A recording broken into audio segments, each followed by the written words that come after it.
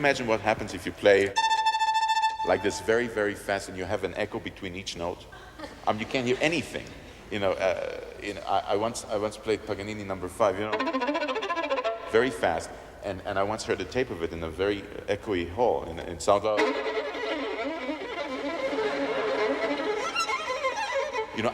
I know I played every note.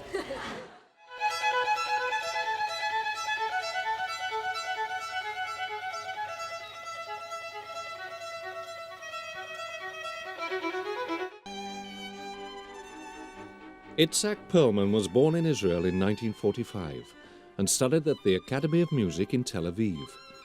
He moved to the USA in 1958, where he immediately appeared on CBS Television's Ed Sullivan Show and continued his musical training at the Juilliard School in New York under Ivan Galamian and Dorothy DeLay.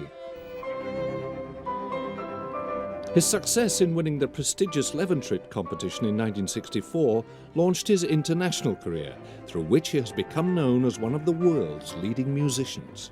I think that sound should be a certain quality, but the important thing really about sound is the colors, the variety.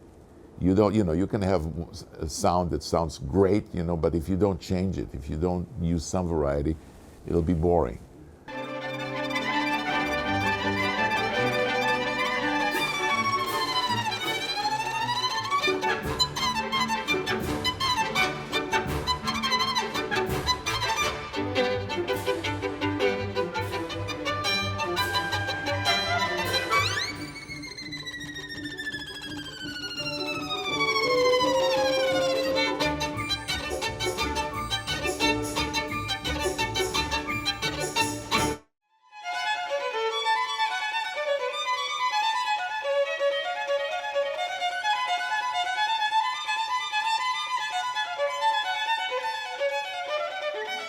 Very slowly, with recognition comes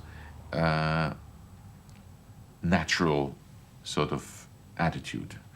They recognized, they were familiar with what I was, with who I was, with what my problems were, and all of a sudden it was all forgotten. Then I said to myself, wait a minute, why should it be forgotten? I should be used as an example to a lot of other people with disabilities to show that I can do something. So I started to push just a little bit, and it took about a year for people to realize that I was available to talk about my problems, now that I've, quote, proved myself that I can play pretty nicely and so on, that I was available to just bring on the message. And the message is basically separate your abilities from your disabilities.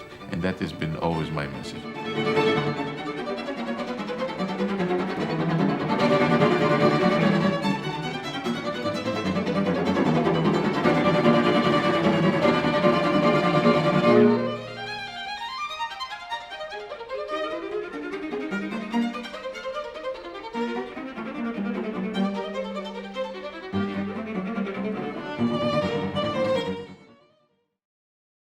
What I say to them is, don't look at one thing with blinders, just look at the whole pictures.